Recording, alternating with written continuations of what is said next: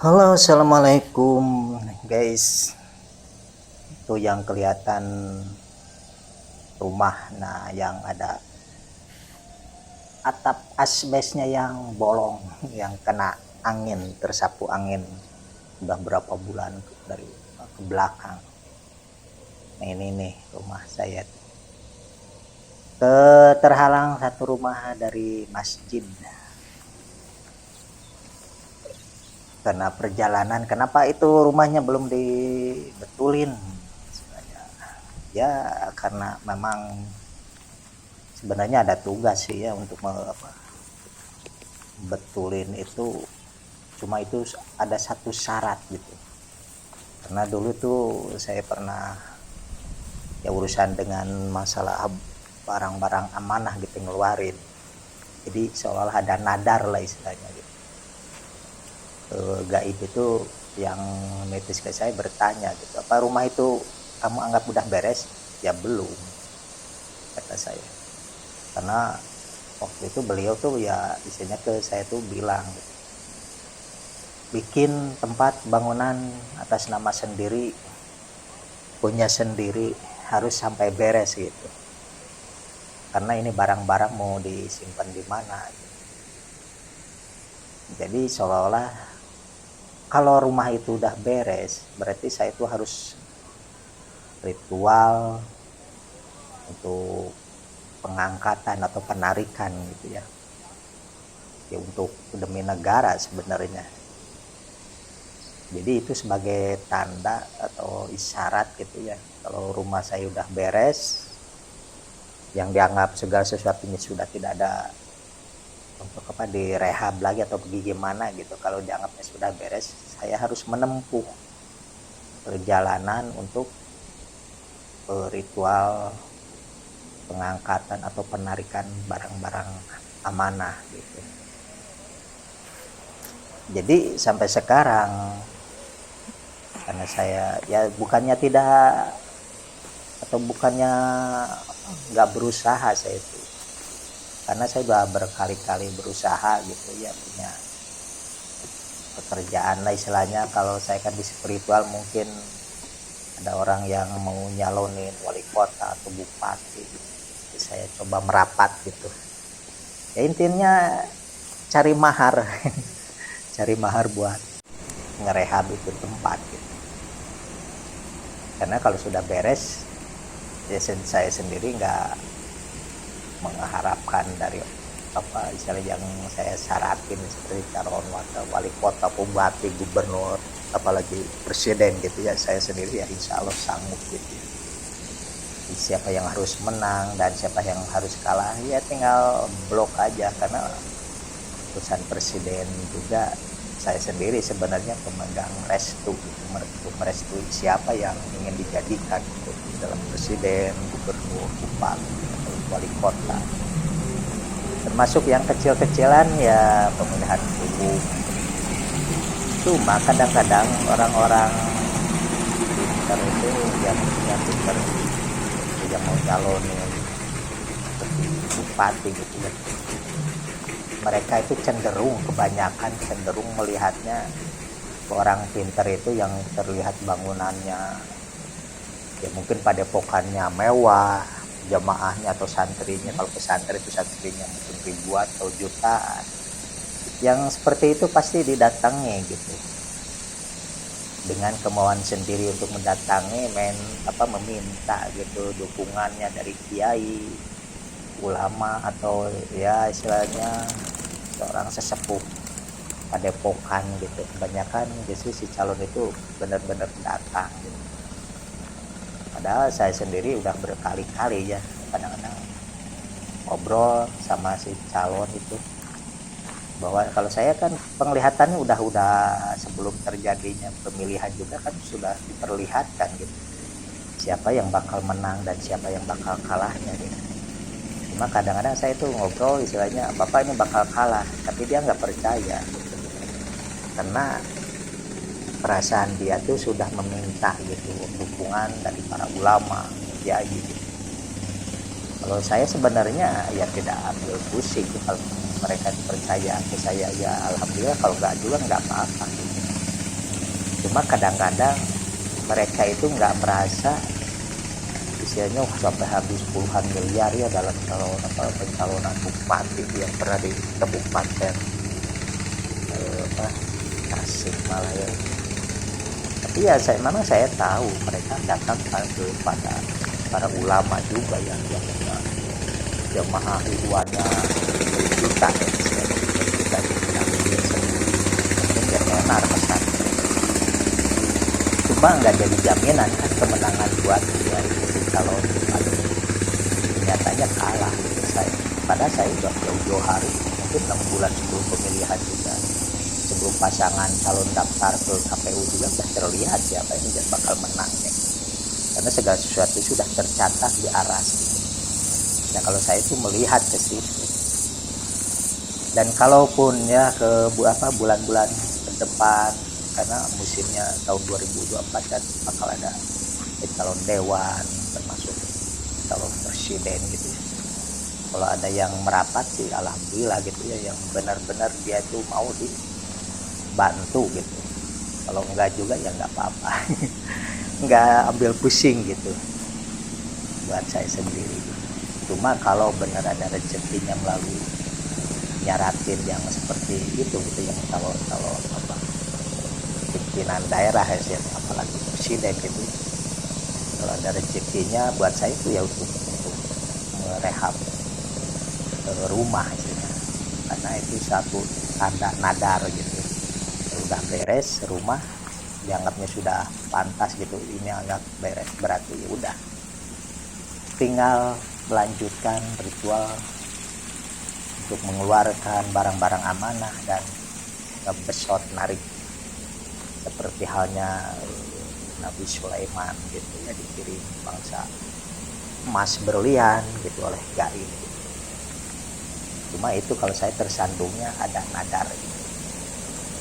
Nah ini bendungan yang di ya sebelah baratnya kampung saya, rumah saya, bendungan dam kalau sedang itu dam. Nah di dam di sini lumayan nih, agak ya ada makhluk astralnya gitu sebenarnya. Di sini ada penunggunya lah, penunggu gaibnya juga di sini. Cuma kalau saya jarang berinteraksi secara langsung dengan makhluk yang ya levelnya nggak ada urusan dengan saya tuh. Kecuali kalau ada yang mengganggu, dan banyak di sini yang mancing juga, banyak ngambil ikan, kadang-kadang pernah kita ada yang diganggu sama teman di sini nih. Baru saya urusan saya untuk menetralkan gangguan kekuatan yang ganggu di sini. Nah, itu dam itu.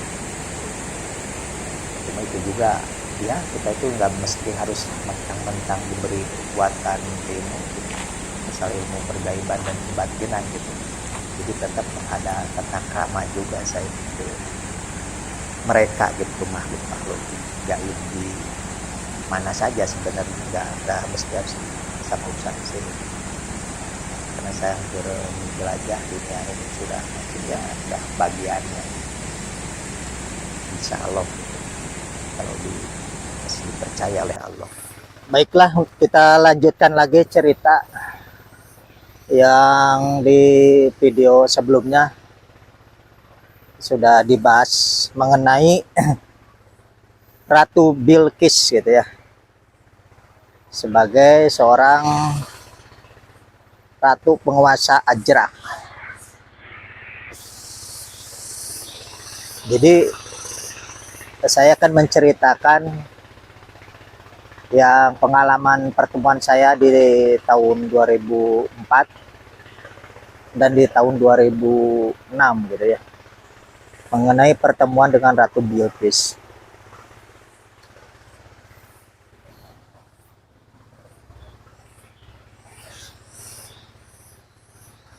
Jadi pada tahun 2004 saya itu kan di tempat guru, di tempat yang di Cianjur. Beliau bercerita bahwa dulu pernah ada hubungan dengan Ibu Ratu Bilqis. Jadi guru saya itu, karena biasanya kalau nikah gaib gitu. Dari istri yang gaib itu pasti memberi tanda gitu, satu ciri untuk dipakai oleh pasangannya. Seperti mas kawin lah istilahnya gitu, berupa cincin atau berupa baju. Ya itu terserah mungkin keriduannya si istri yang gaib itu untuk memberikan ciri supaya dipakai gitu untuk di suatu saat kalau minta ada pertemuan lah istilahnya dengan istri gaib tersebut. Nah, termasuk guru saya itu diberikan sebuah baju, mungkin ahli hikmah pada tahu ya, namanya baju kere gitu. Jadi begitu baju dipakai itu bisa sekemauan kita, ke alam mana aja bisa gitu, mau pindah antar tempat atau ke alam gaib itu bisa pergi, pokoknya sekemauan kita itu mau pergi kemana gitu. Cuma itu terkhusus untuk sebenarnya untuk pertemuan dengan si istrinya atau yang memberikan baju itu kalau kita ada hubungan istilahnya nikah gitu sama bangsa gaib. Jadi selalu memberikan ciri gitu. Termasuk Ibu Ratu Bilqis yang di Ajrak itu dulu waktu zaman Nabi Sulaiman gitu. Kan itu memberikan suatu satu buah cincin. Mungkin ahli hikmah juga pada tahu bahwa Nabi Sulaiman itu punya cincin yang berlambangkan sekarang mungkin gambarnya yang di bendera Israel itu sebagai tanda cincin pemberian dari Ibu Ratu Bilqis untuk Nabi Sulaiman. Nah itu cincin itu istilahnya hikmahnya untuk pemanggilan atau ketemuan lah istilahnya dengan Ibu Ratu Bilqis, antara Ratu Bilqis sama Nabi Sulaiman yang memberikan istilahnya Ibu Ratu Bilqis itu memberikan ciri berupa cincin. Nah yang guru saya itu diberikannya berupa pakaian yang namanya kere gitu. Ada yang bilang sebutnya baju hikmah. Pada sepengetahuan saya baju hikmah sama kere itu berbeda gitu ya. Mungkin kalau baju hikmah kita ya pernah ada yang lihat rompi yang pakai raja-raja tulisan Arab gitu ya. Itu sebutnya baju hikmah gitu. Kalau yang baju kere walaupun istilahnya sama disebutnya rompi lah itu. Cuma beda bahan gitu. Jadi bahannya seperti kulit yang sangat tipis gitu. Sangat halus, itu mengandung kekuatan. Nah yang guru saya di Cianjur itu katanya diberi oleh Ibu Ratu Bilqis itu diberikan itu gitu sebagai cirinya. Untuk istilahnya kalau pertemuan ke alam gaib. Cuma waktu itu kata guru saya tuh karena dikhawatirkan si baju itu dipakai oleh anaknya, nanti dicari-cari ini apa akhirnya dipakai, kan bisa pergi kemana saja itu. Jadi baju kere kalau begitu dipakai dikancingin gitu udah langsung pikiran kita kemana ke satu tempat itu langsung ada di tempat itu yang kita pikirkan gitu. Kekuatannya baju kere seperti itu. Nah dikhawatirkan seperti itu oleh guru saya, takut dipakai atau ditemukan oleh anak-anaknya. Akhirnya baju kere itu katanya disimpan. Tapi itu biasanya kan punya kolam yang besar itu. Jadi pakai karung buat sumpal itu kolam itu. Nah begitu kan berapa bulan kemudian mungkin maksudnya diumpetin. Akhirnya kan kolam itu mau diambil ikannya gitu lah, istilah Sunda dibedahkan gitu. Nah waktu dicari-cari itu baju kerennya udah nggak ada. Sedangkan kata beliau itu, kata guru saya itu, dia dijanjikan mau dikirim uang. Ada bagian uang ya banyak katanya dari Ajrak itu, dari Ibu Ratu Bilqis. Cuma yang pertama tuh pernah dikasih katanya sampai 5 miliar. Yaitu udah dibelikan kolam, sawah segala macam katanya. Jadi kalau ada keperluan lagi ya tinggal pakai aja baju itu untuk istilahnya nemuin lagi ke Ajrak pergi. Kata beliau tuh ya dibuat sumpal kolam itu. Nah begitu dicari nggak ada, akhirnya yang dijanjikan oleh Ibu Ratu Bilqis itu mau ngasih uang tidak bisa misalnya nembus lagi kan, karena nggak ada alatnya baju kere itu sebagai alat untuk menerobos ke alam ke Ajrak lagi. Akhirnya beliau tuh istilahnya meminta gitu saya untuk melaksanakan seolah menembus ke alam itu di mana disimpannya uang itu. Akhirnya guru saya itu ya mengasih aurot lah istilahnya, kunci untuk melaksanakan penembusan ke alam ke Ajrak itu, menemui Ibu Ratu Bilqis, menagih lah istilahnya, tapi saya yang disuruhnya gitu. Nah setelah itu kan ada target caranya 3 hari 3 malam ngebleng mati geni gitu. Beda memang ngebleng sama mati geni itu, kita nggak bisa nggak boleh makan minum dan tidak boleh tidur. Jadi selama 3 hari mau maju ke 4 harinya gitu kan, malamnya jadi 3 hari 4 malam misalnya. Itu selama dari Bada Isya kita wirid itu sampai asar baru beres, saking banyaknya amalan yang ditugaskan kepada saya oleh guru gitu. Jadi selama 3 hari itu terus-terusan. Jadi Bada Isya langsung besok sore baru beres gitu lah. Jam 4 sore baru beres. Kadang-kadang baru jam 5 sore baru beres wiridnya itu. Saking banyaknya amalan. Di akhirnya udah 3 hari, nah mau maju ke 4 harinya, ke malam ke-4-nya gitu. Karena saya biasa mendawamkan tadinya surat Al-Ikhlas gitu ya. Jadi satu macam aja, cuma jumlahnya aja yang sampai belasan ribu. Jadi sudah kenal sama hodamnya Al-Ikhlas. Jadi dulu tuh saya ketemu dengan Syekh Abdul Wahid gitu ya di tahun 2003-an, 2004 udah beberapa kali lah pertemuan. Jadi sudah punya patokan lah istilahnya. Kalau buat saya khususnya amalannya sebenarnya Al-Ikhlas saja gitu. Tapi Al-Ikhlas itu meminta uang perantara malaikat Jibril. Jadi tawasulnya cuma ke malaikat Jibril. Tapi ini tidak saya sarankan gitu ya, karena tiap orang itu ada yang mempercayai misalnya dengan tirakat seperti itu, ada yang anti, yang tidak gitu. Jadi ini cuma saya sharing pengalaman bahwa saya pernah ngejalanin wirid itu gitu. Nah yang diberikan oleh guru saya itu lain lah istilahnya, yang diamalkannya tuh berbagai macam gitu ya. Sampai baru beres itu dari Isya itu, Bada Isya udah setelah beres sembahyang Isya baru beres besoknya gitu wiridnya, saking banyak dan banyak macamnya juga gitu. Jadi tiap satu macam itu kadang-kadang ya 10.000, ada 11.000, itu macam-macam. Tapi begitu malam keempatnya itu, begitu saya mau wirid, Syekh Abdul Wahid ini datang ngasih tahu kepada saya bahwa kamu ini ada yang menghalangi katanya. Dan ditimbul di situ saya itu rada agak-agak emosi gitu. Yang menghalangi pertemuan dengan Ibu Ratu Bilqis itu siapa gitu. Cuma ya beliau yang ngajakin saya langsung ke alam gaibnya gitu. Jadi Syekh Abdul Wahid ngajakin saya ke Ajrak gitu langsung. Jadi akhirnya ya mungkin kecepatan cahaya ya, begitu masuk ke jubahnya kayak digandeng itu oleh Syekh Abdul Wahid, saya langsung berada di mungkin itu keratonnya Ibu Ratu Bilqis, kalau ini berhadapan gitu. Cuma saya tuh lihat gudang gitu. Jadi banyak perhiasan, bangsa uang segala macam justru di gudang itu.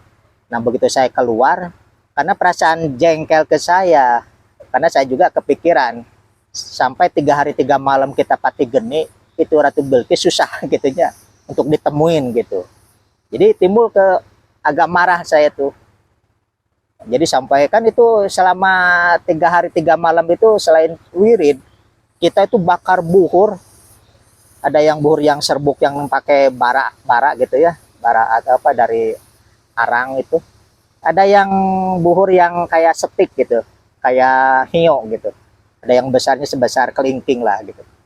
Itu pokoknya wirid sama bakar-bakaran itu enggak berhenti, karena si bara ini enggak boleh putus, enggak boleh padam gitu. Jadi terus-terusan. Jadi bara tiap kalau kurang ya ditambahin sampai terus kita bakar buhur itu. Nah timbul rasa jengkel itu karena sampai sekian hari susah gitu untuk ketemunya gitu. Akhirnya seolah saya lihat Ibu Ratu Bilqis ya di depan keratonnya. Jadi saya seolah menciptakan ada hujan. Cuma hujan itu terbuat dari berlian-berlian tuh, sebesar mungkin kacang kedelai lah. Untuk menghujani Ibu Ratu Bilqis itu. Walaupun dia pakai mahkota, baju ini semuanya sampai istilah Sunda sampai rangsak gitu ya. Karena si berlian itu tembus langsung ke badan, langsung kayak peluru yang ditembakkan gitu, langsung pada tembus itu, pada kelihatan seperti hujan, tapi hujannya hujan batu berlian sampai pada hancur pokoknya. Karena saya tuh jengkel gitu, Ibu Ratu Bilqis nggak mau, soalnya nggak mau nemuin gitu. Tapi saya tuh akhirnya kan jadi penasaran, sampai sebelum apa beres ngejalanin saya tuh langsung keluar gitu. Jadi keluar dari tempat ritual ke ruangan tempat guru gitu, di ruang tamu lah sih. Jadi saya katakan bahwa ini perjalanan ada yang menghalangi gitu. Selidik punya selidik, sebenarnya ternyata guru sendiri yang menghalangi itu sebenarnya kayak enggak ridho gitu. Kita menjalani kalau ketembus bertemu dengan Ibu Ratu Bilqis terus di ACC gimana gitu, yang dapat uangnya saya, istilahnya kayak gitu, yang dianterin apa dikirimin uangnya saya gitu. Nah, ada guru itu ada pemikiran seperti itu. Jadi saya kadung marah ke Ibu Ratu Bilqis gitu. Jadi kadung marah ke Ibu Ratu Bilqis, tapi kemarahan ini kan tidak ditampakkan dengan kata-kata. Jadi saya ciptakan seolah hujan yang terbuat dari batu-batu berlian sampai badannya Ibu Ratu tuh, bangunan tembok itu kayak pokoknya kena peluru yang banyaknya seperti hujan gimana lah. Itu langsung pada tembus ke badan, kemana hancur aja gitu. Nah udah keadaan seperti itu, akhirnya ya itulah saya membatalkan, tidak melanjutkan tirakatnya di mihrab itu gitu, di ruang apa punya guru gitulah. Akhirnya keluar nemuin guru, ya saya katakan bahwa ternyata ada yang menghalangi gitu. Tapi ya gitulah, kemudian hari baru tahu bahwa ternyata yang menghalang itu ya batin guru yang enggak ridho itu. Jadi seolah-olah ritual itu gagal dalam istilahnya untuk menembus meminta. Cuma berhasilnya saya berhasil menemui Ibu Ratu Bilqis, dan saya tahu Ibu Ratu Bilqis itu kayak gimana gitu ya. Jadi selain dari badannya yang mungkin pakai segala emas, pakaian emas, itu beliau tuh badannya seperti luluran emas itu. Jadi kenal pertama tuh di situ, melihat apa tuh keadaan tubuhnya memang berbeda gitu. Jadi ajrak sama yang di kita penguasa pantai selatan itu dalam pun apa postur tubuhnya berbeda gitu. Jadi itulah pertemuan pertama di tahun 2004 sama Ibu Ratu Bilqis. Nah, ritual kedua lagi, yang keduanya gitu, saya ritual lagi seperti itu, tapi bukan atas saran dari guru, memang niat saya pribadi gitu. Cuma tadinya bukan untuk menemui beliau sebenarnya gitu. Saya tuh ritual di Kawah Galunggung, meminta uang juga melalui malaikat Jibril, sebenarnya perantara malaikat Jibril. Jadi tetap saya mendawamkan al-ikhlas gitu. Cuma itu sampai lama saya ritual di Kawah Galunggung itu sampai 100 hari. Cuma sebelum 100 hari beres itu kita ada misalnya ada apa, sudah bisa tembus gitu, tembus ke bank gaibnya yang di Kawah Galunggung yang saya ceritakan kemarin gitu, yang harus rapat dengan ketemu sama Ibu Ratu Bilqis itu gitu. Ternyata Ibu Ratu Bilqis disepuhkan jadi ketua oleh para gaib di Galunggung juga gitu. Jalurnya istilahnya kalau gaibnya beragama Islam, nginduknya ke sana gitu, ke Ajrak gitu. Walaupun bangsa gaib yang ada di Nusantara siapa saja pasti nginduknya ke sana gitu, ke Ajrak. Yang saya tahu itu yaitu Ibu Ratu Bilqis gitu. Nah, masalah pengalaman itu sendiri gitu, kalau saya yakin gitu, meyakini bahwa Ibu Ratu Bilqis itu bangsa gaib gitu, bukan ratu negeri yang dohir yang di surat Saba itu gitu, bukan gitu. Ini untuk menekankan bahwa pertemuan itu saya alamin sendiri, karena dengan ritual gitu ya, dengan ritual akhirnya tembus ke alam Ajrak itu gitu. Jadi pengalaman pertama di 2004 di rumah guru, pengalaman kedua itu di Galunggung, di Kawah Galunggung. Saya ritual ya bertemu dengan beliau lagi. Nah, pertemuan yang kedua ini seolah kayak seperti orang yang ya agak lihat takut gitu melihat saya itu. Tapi ya kayak mau menghindar gitu. Begitu ketemu sampai kaget seolah-olah melihat saya, kok ini masuk lagi istilahnya ke keraton. Kalau dulu kan seolah di luar. Jadi kalau dulu nggak sempat saya masuk ke keratonnya istilahnya. Saya lihat dari gudang udah di luar banyak apa aja barang-barang, begitu keluar dari gudang itu kan ada keratonnya di depan, kalau apa terlihat Ibu Ratu Bilqis di luar, saya langsung serang aja gitu, tapi dengan menggunakan pikiran. Jadi secara ini beliau juga seolah waktu itu seperti yang minta bantuan gitu, minta tolong gitu. Nah pertemuan kedua saya tuh masuk ke keratonnya, jadi dia tuh seolah-olah kaget gitu, kok yang datang ini lagi, yang masuk ke keratonnya yang Ibu Ratu Bilqis itu gitu. Jadi ini pengalaman mutlak saya alami, bukan kata guru gitu. Kalau guru mah ceritanya beliau juga dulu tuh pernah meminta kekayaan gitu, minta kekayaan, cuma itu dikasih alat yang harus dipakai. Seperti saya ceritakan tadi, jadi kalau kita ada pertikaian sama bangsa gaib, pasti si istri gaib itu, atau kalau istilahnya orang perempuan gitu, seorang perempuan nikahnya kan mungkin bangsa gaibnya yang laki-laki, itu pasti ngasih tanda ciri gitu, mau keris, mau cincin, mau baju, mau apa terserah gitu, penting ada cirinya yang dari alam gaib itu buat ikatan. Karena dalam sejarah kan Nabi Sulaiman itu dia bisa menaklukkan ya karena itu. Jadi penggunaan cincin itu ada kekuatannya, bisa naklukan gitu. Seperti halnya tongkatnya Nabi Musa gitu. Tongkat Nabi Musa untuk membelah laut, yang tadinya kan nggak disangka bahwa tongkat itu kan sering dibawa karena beliau itu pernah 10 tahun mengembala kambingnya Nabi Su'aib kan sebelum ditikahkan ke putranya gitu. Jadi sebenarnya yang tadinya nggak ada apa-apa gitu. Cuma kalau Nabi Sulaiman ini benar-benar ada hubungan langsung ke Ibu Ratu Bilqis, akhirnya diberikanlah cincin. Jadi terkenal cincin Nabi Sulaiman gitu kan. Waktu kejatuhan Nabi Sulaiman, cincinnya itu pernah hilang. Jadi bangsa jinnya nggak bisa dikendalikan. Karena cincin itu pernah hilang gitu. Ada yang ngambil bangsa jin lagi gitu, yang ngambil karena terlepas atau memang sengaja atau kelupaan akhirnya ditaruh gitu ya, akhirnya ada yang ngambil. Nah sebagai cincin itu sebagai alat penghubung kan waktu gak dipakai akhirnya istilahnya ada kudeta lah istilahnya di kerajaan Nabi Sulaiman itu, dikudeta oleh bangsa jin karena si cincin yang punya ratunya ya disimpan gitu. Cuma saya tidak menyarankan orang tuh percaya dengan istilahnya kekuatan mustika lah, mau ajian apa, mau ke hikmah, mau ke barang-barang benda-benda itu yang seperti baju keres segala macam.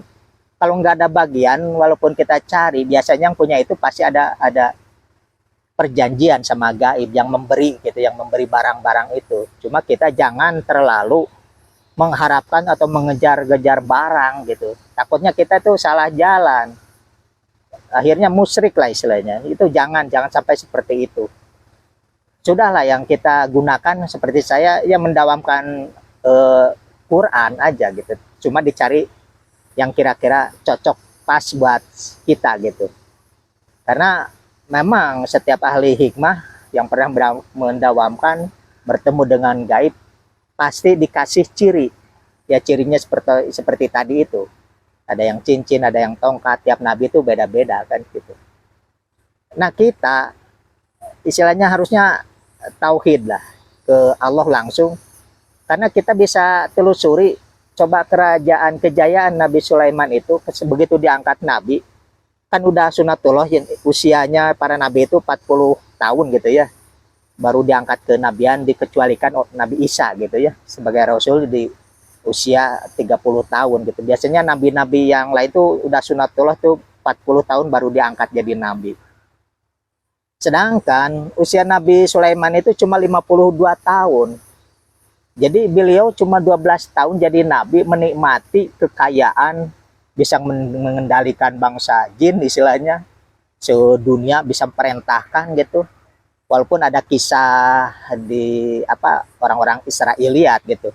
Seolah Nabi Sulaiman itu pemuja iblis-iblis dari neraka gitu. Jadi orang apa Yahudi juga sebenarnya mungkin takutnya apa karena keiri dengkian seolah-olah Nabi Sulaiman itu, King Salomo itu pemuja setan, seolah seperti itu. Padahal memang itu kan dikehendaki oleh Allah juga. Nabi Sulaiman bagiannya harus punya kekuatan karena ada bantuan bangsa jin. karena ada pertikahan gitu dengan Ratu Bilqis itu yang bangsa gaib, memberikan ciri sebagai cincin Nabi Sulaiman bisa mengendalikan, memerintah gitu ya bangsa-bangsa jin untuk istilahnya diperintah, ditugaskan, terserah kemauan Nabi Sulaiman kan kalau udah tunduk.